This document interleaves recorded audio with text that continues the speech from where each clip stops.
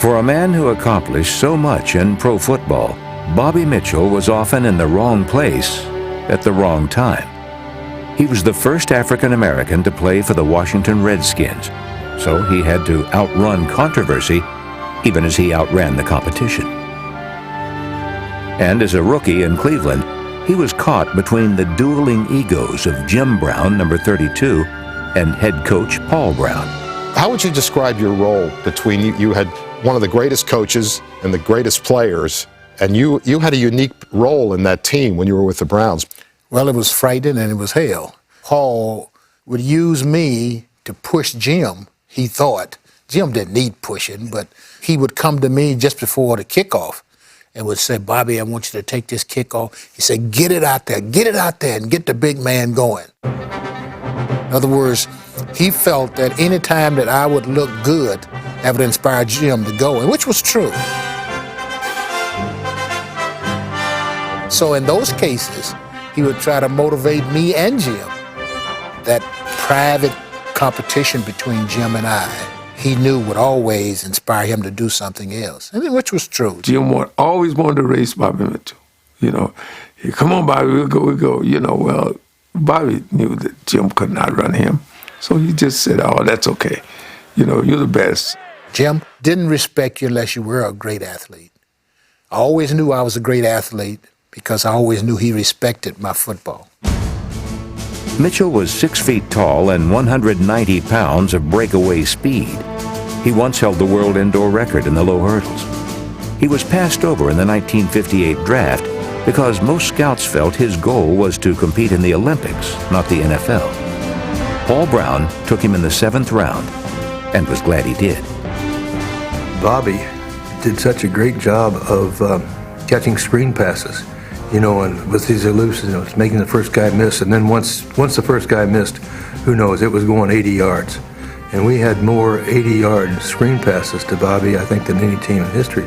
So much so that Modell went before the competition committee, and he wanted, because of Bobby, any pass that's completed behind the line of scrimmage to go on the rushing stats. He said, well, it's not beyond the line of scrimmage, you know, so it should be like a rush. 1959, you were playing the Redskins. It's the third quarter, and you had accumulated 232 yards rushing, 5 yards away from the all-time record at that time, which was held by Jim Brown, of 237 yards in a game. The third quarter, what happened? I didn't even know anything about the record. Here I am playing, and I didn't even know what the record was. Someone had sent a note down from up in the box at where I was in terms of yardage. That you were 5 yards away from the all-time record. And the players began to tell Paul, Bobby only need 5 yards for the record, Paul. Put him in. Immediately, Paul Brown started pulling back on handing me the ball. Up to that time, he was just feeding me. And then he just took me out. First, he said he wanted to save me for the next game. Then he said, we don't care about records. You'd think that would have been a good motivating factor for Jim, though. If you'd have broke Jim Brown's record, you'd think that Jim Brown would have gone out the next... Jim would have went out the next game and got 300 yards. I think about it in terms of money. He didn't like the idea that I probably would have to walk in there and say, yeah, I think I should get more money, which I did anyway because I had a tremendous year. Brown and Mitchell were a productive combination, but Paul Brown saw Vince Lombardi win championships with two big backs in Paul Hornung and Jim Taylor. Brown wanted to duplicate that by pairing Syracuse star Ernie Davis, number 44, with Jim Brown. He traded Mitchell to Washington to acquire the rights to Davis, but Davis died of leukemia before he could ever play a game in the NFL. I had just settled in to a life in Cleveland, and all of a sudden someone is saying, get out of here, you know, and so it wasn't so much Washington. It wasn't until later that I said, whoa, I'm going to the Washington Redskins, of all places? The Redskins were the last all-white team in the NFL. Mitchell knew it would be hard fitting in, especially after meeting owner George Preston Marshall at the kickoff luncheon. I think we're getting ready to sing the national anthem or something. And they stand up going, all of a sudden this, I wish I wasn't. And I'm looking around. Singing Dixie, right? Everybody just singing at the top of their voices. And I know that Mr. Marshall's behind me. And after a while, boy, this booming voice said, sing, Bobby, sing. And I said, I didn't even know the song. There was a tremendous burden on him at that time. I mean, you know, the fight song, even Hail to the Redskins said, and for old Dixie, it didn't say for old DC. That was changed later. So they were playing to the South, and that must have been awful tough for him. How did the African-American community react to you? I was a shining light, as I was what they had been waiting for. Therefore, I could make no mistakes. I had to be the perfect Superman each game, which is impossible. So I caught a lot of devil from the blacks. Bobby Mitchell had to be perfect. And that didn't just end after the first year. That went on and on. I went from practice home. I didn't go from practice downtown to a restaurant or to clubs. I went practice, home, practice. I was a hostage. I would have loved to have just been able to go out and play football. The things you go through to get to Sunday was just hell. I just want to play. I was that first. I had upset the apple cart. I had put the emotions out there, and people just don't forget that. I had an interesting thing happen to me just within this past year. I had an old gentleman to walk up to me, and he put his finger up in front of me, and he said, you know, I never liked you. And I said, what did I do? He said, well, you came here so high and mighty, and you just upset us the way you handle yourself. What did I do? And he couldn't tell me what I did, just that he didn't like me. But he softened it by, at the end, he said, but you were a good football player. You were a good football player. I said, thank you. That's all I wanted to be. Bobby Mitchell joined a Redskin team that won only one game in 1961. Coach Bill McPeak had to maximize his new weapon. He said, you know, I really don't have much of an offensive line. Well, I already knew that. And he said, I got a pretty good quarterback, though, in Norm Snead. He said, what do you think about going outside as a receiver? I said, okay. He didn't have to ask me twice. The Redskins put their top offseason acquisition to work. Norm Snead hurls the ball to Bobby Mitchell, who's behind everybody for an 81-yard TD play. Mitchell had a great season, highlighted by a dramatic return to Cleveland. Paul Brown was very nervous about my return to Cleveland for the first game. For 3 quarters, I never touched a football. Bill and I was talking on the sideline. I said, Bill, you know, what about putting me in the backfield? You're talking about Bill McPeak? Bill McPeak. And see if I could I just need to get the ball in my hands. They're keeping me from even touching the football. So we did. We go into the backfield. 4th quarter, I mean, it was late in the game. Less than 2 minutes remain. Norm Snead goes back to pass. He hit Bobby Mitchell over the center, and watch the ex-Brownie turn it on for his old coach and teammates. I started for Paul Brown on the sideline, who was right at the bench. And this is honest truth. I'm looking at Jim Brown and Wooten, my buddies, all standing on the sideline. And I'm looking right at them. And I'm trying to figure out, where is he going? You know, where is he going? When I get at the sideline, I immediately made a right turn. And I don't, to this day, know how I made that turn, because it was like fists, you know. And I tell you could see mud flying up from his heels. He was flying. Out of the corner of my eye, I am still looking at Paul Brown, Jim Brown, and Wooten as they're turning, walking back towards the bench, because they know I'm gone. A real sparkler and sweet revenge for Bobby Mitchell. And of course, Paul went crazy in the locker room. He went totally crazy. He couldn't believe, of all the guys to come back and beat him, you let Bobby Mitchell come back. Oh, he went wild. That season, Mitchell led the NFL with 72 pass receptions for 1,384 yards and 11 touchdowns.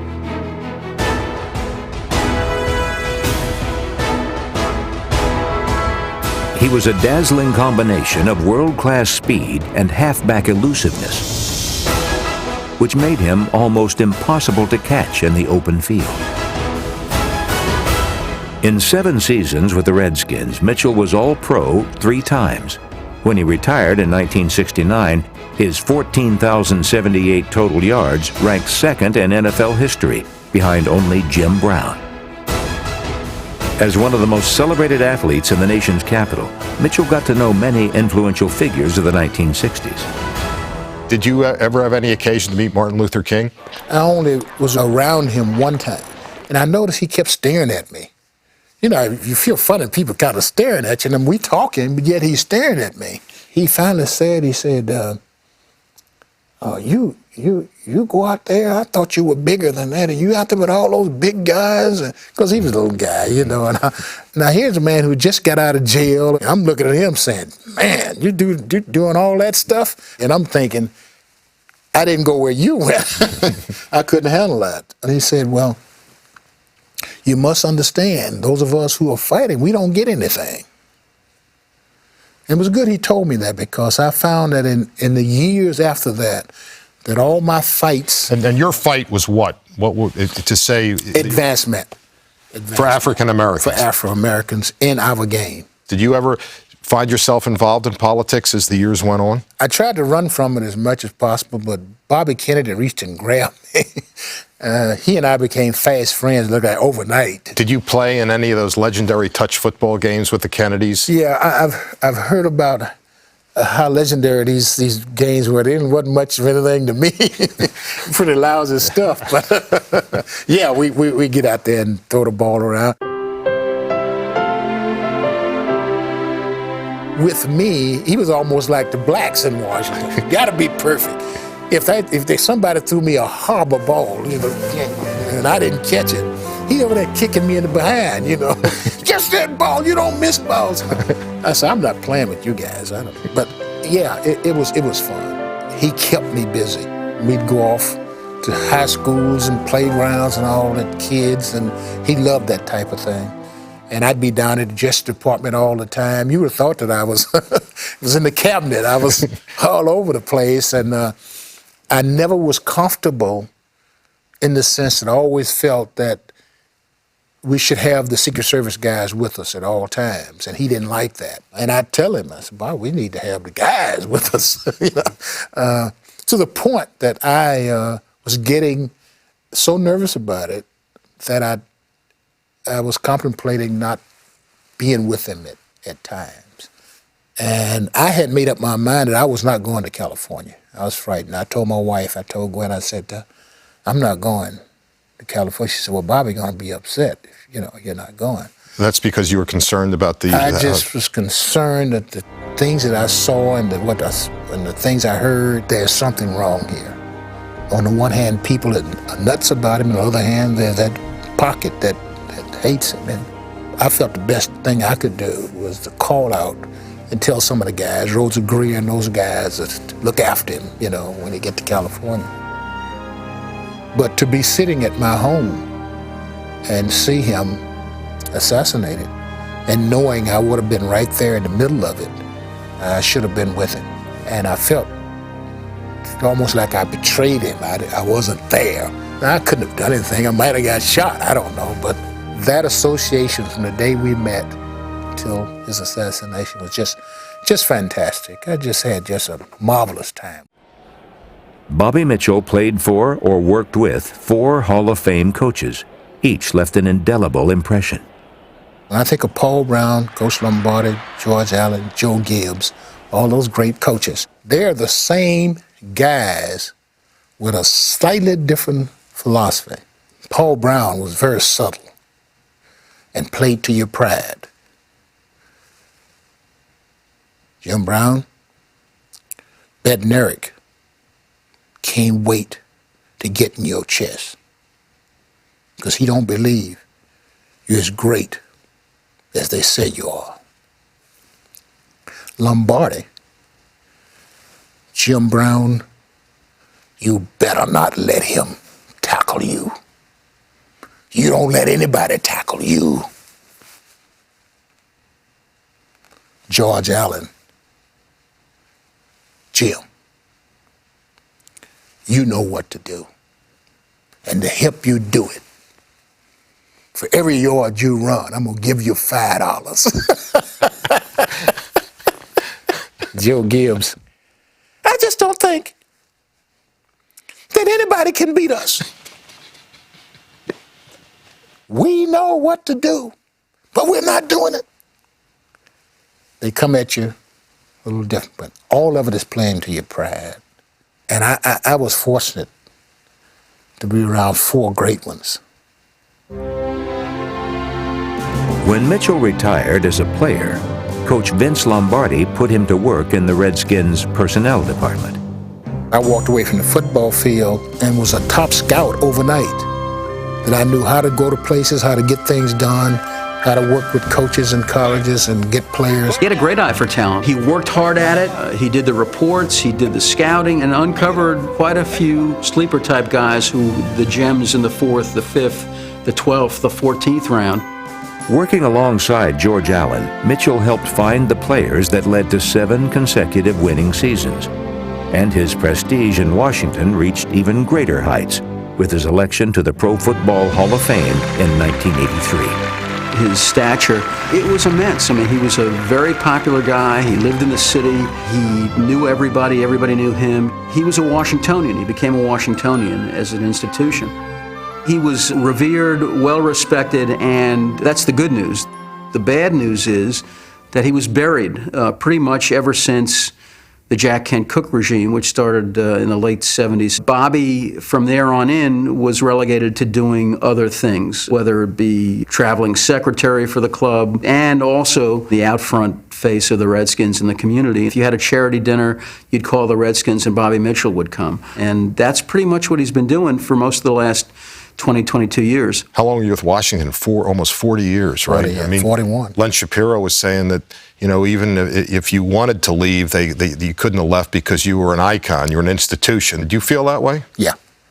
No, I was locked into Washington 30 years ago. I just kept my ears open. And owners and general managers and people, when it came to discussions of me, some people said, wow, you're a Redskin 40 years? It doesn't surprise me. I was a Redskin 40 years because there was nothing else I could be. No one would allow me to be anything else but a Redskin. This is a guy who was so far ahead of his time in the beginning, you know, when he started doing this, and could have been a pioneer at the next level, you know, in the front office. He should have been the first black general manager. No question in my mind, he could do it. He would do it well. He would never talk about it publicly, very rarely would talk about it privately. He never wanted to openly criticize, but it was very obvious to those of us who knew him for most of the last 30 years that he would have preferred to have been given more opportunity in the organization. He did every single thing, going at it the right way, with the idea that when Bobby Bethel would leave, he would be the guy. And they didn't give him the job, you know, and that cut him and that hurt him deeply. But he swallowed hard. He didn't go ranting, raging, hooping and hollering, and he kept working with the idea that he would get the job eventually, and they never gave him the job. I've been able to handle all the brouhaha about why aren't you a general manager, why aren't you a head coach, and all those type of things. It wasn't for me. And I have never, ever fought for that for me. And it came from that one discussion with Martin. And I believed him, and he was right. This is Martin Luther King. Yeah, we don't get anything. The people behind us, they get the opportunities. We get nothing. But all around you, people are going to get something, and that's where your satisfaction have to come from. And that's where my satisfaction has come from all these many years. You were talking about Lombardi talked you into staying in the front office when you were going to leave football. And he said to you, work hard and you'll be noticed. And then you said that Lombardi lied to you. He said, you've got to stay. I said, Coach, I don't want any part of this. He said, "Oh, you got to stay in. You can't leave and win, you know." And I said, "Coach, are you telling me that I can be a head coach one day?" Now, we're talking about 1969. There ain't no blacks anywhere. And he looked at me, and he started screaming at me, "What do you mean? You can be whatever you want to be. You can, you know." Well, you don't even have to coach. You come in the front office with me, okay? And then I said to him, "Coach, are you telling me I can be a general manager one day?" And he really went off there. He believed what he was saying. I never thought he didn't believe what he was saying. You just work hard. I will make sure that everything is, and he did everything he said. And so I made a statement once. I said, "Well, Coach Lombardi lied to me. It's not that easy." And I was sorry I said that, because I was not saying that Lombardi just deliberately lied to me. I was saying Lombardi, what he said to me turned out not to be true. Therefore, he lied to me. In March 2003, at age 67, Bobby Mitchell retired from his post as assistant general manager in Washington. In 11 years as a player and 33 years as an executive, he was a man of vision and courage, whose influence extended far beyond the football field. When you look at your entire sweep of your career, what would you like your legacy to be? I would like for it to be just written, right under me, right under my chest. The struggle was worth it, because I have had one of the greatest lives that any man could ever have. My life has been so extraordinary, so beautiful. No matter how I look at it, how I think about it, I wouldn't change a thing. Every person that kicked me in my backside, I want to get that kick again. Yeah, and everybody who hugged me, I want those hugs again. The struggle was worth it.